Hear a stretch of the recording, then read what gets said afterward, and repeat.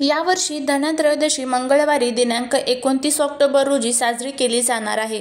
धनत्रयोदशीच्या दिवशी देवी लक्ष्मी, गणेश, कुबेर देवता आणि धन्वंतरी देव यांची पूजा केली जाते। आपल्या हिंदू धर्मामध्ये धनत्रयोदशी ही दीपोत्सव सणाची सुरुवात असते। हिंदू दिनदर्शिकेनुसार यावर्षी कार्तिक महिन्यात धनत्रयोदशी ही मंगळवारी आलेली आहे। या दिवशी सुख समृद्धीसाठी देवी लक्ष्मी, गणेश, धन्वंतरी आणि कुबेर देव यांच्या सोबतच सोन्या चांदीच्या दागिन्यांची खरेदी करणे विशेष शुभ मानले जाते। असं मानलं जातं की धनत्रयोदशीच्या दिवशी पूजेदरम्यान काही गोष्टींचा समावेश केल्याने देवी देवता प्रसन्न होतात। कार्तिक महिन्यातील शुक्ल पक्षाची त्रयोदशी तिथी 29 ऑक्टोबर 2024 रोजी सकाळी 10:31 सुरू होईल आणि दुसऱ्या दिवशी 30 ऑक्टोबर 2024 रोजी दुपारी 1:15 संपेल। त्यामुळे प्रदोष काळात मुहूर्त लक्षात घेऊन 29 ऑक्टोबरला धनत्रयोदशी साजरी केली जाणार आहे। या दिवशी प्रदोष व्रतही केले जाणार आहे। त्यामुळे या प्रदोष व्रताला भौम्य प्रदोष व्रत असंही म्हणण्यात येतं। पूजेचा जो शुभ मुहूर्त आहे तर तो संध्याकाळी 6:30 ते 8:13 पर्यंत असणार आहे। या काळामध्ये तुम्ही धनत्रयोदशीची पूजा करू शकता। धनत्रयोदशीच्या पूजेसाठी या वस्तूंचे महत्त्व असते। या वस्तूंमध्ये माता लक्ष्मी, गणेश, कुबेर देवता आणि धन्वंतरी देव यांच्या मूर्ती तुम्हाला घ्यायच्या आहेत। त्याचबरोबर लहान लाकडी चौरंग घ्यायचा आहे। त्यावरती तुम्हाला एक छान लाल कलरचं वस्त्र टाकायचं आहे। त्यावरती या देवांच्या मूर्ती तुम्हाला स्थापित करायच्या आहे। त्यानंतर मातीचे 13 दिवे घ्यायचे आहे। जर तुमच्याकडे पंती असेल तर पंतीही तुम्ही घेऊ शकता। त्यानंतर पूजेची थाळी घ्यायची आहे। कुबेर यंत्र असेल तर ते घ्यायचं आहे। सुपारी घ्यायची आहे। पाण्याने भरलेला कलश घ्यायचा आहे। लाल पिवळी फुले घ्यायची आहे। चांदीचं नाणं घ्यायचं आहे। त्याचबरोबर मोली, रोली, अक्षदा, कापूर, हळद, गुलाल, अत्तर, त्याचबरोबर धूपबत्ती, नवीन भांडी, नवीन ज्या काही वस्तू तुम्ही खरेदी करून आणलेल्या आहेत त्यामध्ये धने असतात, मीठ असतं, या सर्व वस्तू तुम्हाला घ्यायच्या आहेत आणि तिथे आपल्याला या सर्व वस्तूंना हळदी कुंकू अक्षदा वाहून दिवा लावायचा आहे आणि आपल्याला अशा पद्धतीने धनत्रयोदशीची पूजा करायची आहे। जी वस्तू तुम्ही या दिवशी खरेदी करून घेतलेली असेल, सोनं चांदी असेल, सोनं चांदी खरेदी नसेल केलेलं तर आपण बघा धने खरेदी करतो, हळद खरेदी करतो, मीठ खरेदी करतो, ह्या वस्तू तुम्हाला तिथे पूजेमध्ये ठेवायच्या आहेत। तर अशा पद्धतीने आपल्याला हा संपूर्ण जो उपाय आहे धनत्रयोदशीच्या दिवशी म्हणजेच ही संपूर्ण पद्धतीने आपल्याला पूजा करायची आहे। त्यानंतर धनत्रयोदशीच्या दिवशी आपल्याला एक उपाय करायचा आहे। आपल्या घरामध्ये ज्या काही पैशांच्या अडचणी असतात बघा, आपल्या घरामध्ये पैसा येतो पण तो पैसा टिकत नाही, कोणत्या ना कोणत्या कारणाने तो पैसा खर्च होत असतो आणि त्यामुळे काय होतं की महिन्याच्या शेवटपर्यंत आपण लाख रुपये महिना कमवून सुद्धा शेवटपर्यंत आपल्याकडे पैसा टिकत नाही, कारण घरामध्ये अनेक प्रकारचे दोष असतात आणि ते आपल्याला समजून येत नाही आणि अनेक अडचणींमध्ये आपले सर्व पैसे खर्च होतात किंवा ज्या काही दोष आणि संकटांना आपण सामोरे जात आहोत तर त्यासाठीच आपल्याला हा 1 रुपयाच्या नाण्याचा एक उपाय करायचा आहे। तुम्ही सर्वांनी माता लक्ष्मीचा फोटो, मूर्ती बघितलेलीच आहे। त्यामध्ये आपण नेहमी बघतो की 1 रुपयाचं नाणं हे किंवा सोनं असेल, चांदी असेल, ही नाणी माता लक्ष्मीला ती प्रिय असतात आणि ते नाणी माता लक्ष्मीच्या फोटोमधून तुम्हाला खाली पडताना नेहमी दिसत असतील। तर याच 1 रुपयाच्या नाण्याचा एक छानसा उपाय आपल्याला करायचा आहे। आता हा उपाय कशा पद्धतीने करायचा याची संपूर्ण माहिती आपण घेऊया। धनत्रयोदशीच्या दिवशी तुम्ही संध्याकाळी जी धनत्रयोदशीची पूजा करणार आहात प्रदोष काळामध्ये, त्या कालावधीमध्ये तुम्हाला हा उपाय करायचा आहे। आता हा उपाय कशा पद्धतीने करायचा ते बघूया। पण जर तुम्हाला हा व्हिडिओ आवडला तर चॅनलला सबस्क्राईब करा, शेजारील बेल आयकॉनलाही प्रेस करा, म्हणजे माझ्या सर्व नवीन व्हिडिओंचं नोटिफिकेशन तुम्हाला मिळेल आणि तुम्ही एक पण व्हिडिओ मिस करणार नाही।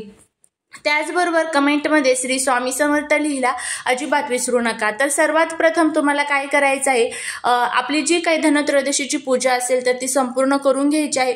तुम्ही नसल करत तर तुम्ही देवघरामध्ये सुद्धा तुम्ही हा उपाय करू शकता। तर एक छान तुपाचा दिवा प्रज्वलित करून घ्यायचा आहे, धूप दीप अगरबत्ती करून घ्यायची आहे। 1 रुपयाचं एक नाणं घ्यायचं आहे। हे नाणं स्वच्छ तुम्हाला धुवून पुसून घ्यायचं आहे। त्यानंतर तुम्हाला हळद घ्यायची आहे।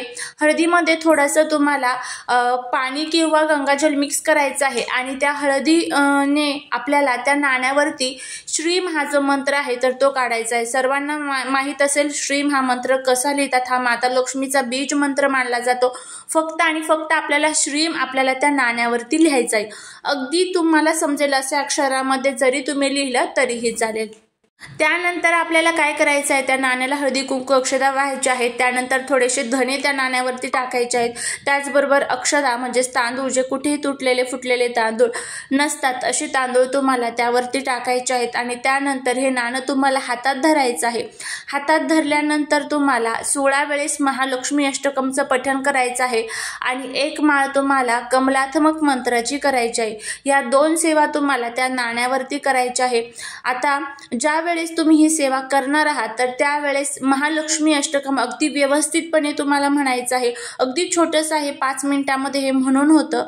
आणि ह्या सेवा झाल्या की त्यानंतर या नाण्याला तुम्हाला धूप दाखवायचं आहे. आपण जी अगरबत्ती लावलेली आहे त्यावरती हे नाणं तुम्हाला फिरवायचं आहे. म्हणजेच आपण जी धूप अगरबत्ती लावलेली असेल तर त्याचा धूप तुम्हाला त्या नाण्याला दाखवायचा आहे. आणि अशा पद्धतीने आता आपण हे नाणं अभिमंत्रित केलेलं आहे. आता हे अभिमंत्रित केलेलं नाणं आपल्याला देवी लक्ष्मी समोर एक 5 ते 10 मिनिटं तुम्हाला ठेवायचं आहे. आणि त्यानंतर एका लाल कलरच्या कपड्यामध्ये तुम्हाला हे नाणं बांधायचं आहे आणि तिथेच आपल्याला ते धनत्रयोदशीच्या दिवशी ठेवायचं आहे. आणि दुसऱ्या दिवशी उठल्यानंतर आपल्याला हे नाणं म्हणजेच ही पोटली घ्यायची आहे आणि आपल्याला ती आपल्या पैशांच्या ठिकाणी, तुमचा व्यापार व्यवसाय असेल तर तिथे तुम्हाला ठेवायचे आहे. तुमच्या पर्समध्ये, पाकिटामध्ये तुम्ही हे नाणं ठेवू शकता. तर अशा पद्धतीने आपल्याला अगदी साध्या आणि सोप्या पद्धतीत हा उपाय करायचा आहे. तुमच्या घरामध्ये तुम्ही थोडंफार तुमचं सोनं चांदी असेल ते ठेवत असाल तिथे ठेवा, तुमचं थोडेफार पैसे असेल तिथे ठेवा, किंवा व्यापाराच्या व्यवसायाच्या ठिकाणी थोडा आपला गल्ला असतो बघा, तर तिथे तुम्ही ठेवू शकता. तर अशा पद्धतीने हा नाण्याचा उपाय आपल्याला करायचा आहे. खूप प्रभावी उपाय आहे, नक्की करून बघा. पण ज्यावेळेस आपण एखादा उपाय करतो तर त्यावरती आपली श्रद्धा, भक्ती, विश्वास असणं तितकंच गरजेचं असतं. त्यामुळे जर तुमची श्रद्धा असेल तरच उपाय करा. मनामध्ये किंतु परंतु आले आणि उपाय करता तर त्याचे कोणतेही फायदे मग आपल्याला होत नाही. त्यानंतर ज्यावेळेस तुम्ही हे नाणं हा उपाय ज्यावेळेस तुम्ही घरामध्ये करणार आहात त्यावेळेस घरामध्ये सुतक पिरियड्स अजिबात नसावेत, हे लक्षात ठेवा. तर अशा पद्धतीने आपल्याला हा उपाय करायचा आहे. त्यानंतर दुसरं म्हणजे या दिवशी म्हणजेच धनत्रयोदशीच्या दिवशी तुम्हाला काहीच करणं शक्य झालं नाहीये तर तुम्ही फक्त घरामध्ये सेवा करा. तुम्हाला उपायही करता येत नाहीये तर तुम्ही फक्त विष्णू सहस्रनाम, त्याचबरोबर भगवद्गीतेतील 15व्या अध्यायाचं जरी पठण केलं किंवा श्रवण जरी तुम्ही हे सर्व केलं तरीही चालेल. धन्वंतरी देवाचा मंत्राचा जप करा. जे आयुर्वेदाचे दैवत आहेत तर त्यांच्या मंत्राचा जप केल्यामुळे आपल्याला जे काही रोग आहे, त्रास होत आहे तर ते सर्व दूर होण्यासाठी मदत होत असते. या सर्व गोष्टी आपल्याला ह्या फक्त दिवाळीच्या दिवसांमध्येच करता येतात, कारण हे जे 5 दिवस आहेत तर ते खूप महत्त्वाचे मानले जातात. तुम्ही उपाय करा, सेवा करा, भरपूर उपाय करा, सेवा करा, नक्कीच तुम्हाला त्याचा फायदा होईल. आणि त्याचबरोबर ज्या चुका टाळायला सांगितलेल्या आहेत तर त्याही टाळा. नक्कीच त्याचे जे लाभ आहेत तर ते आपल्याला बघायला मिळतील. झालेली सेवा ही महाराजांच्या चरणी रुजू करते. व्हिडिओ आवडला असेल तर लाईक, शेअर, सबस्क्राईब करायला विसरू नका. श्री स्वामी समर्थ.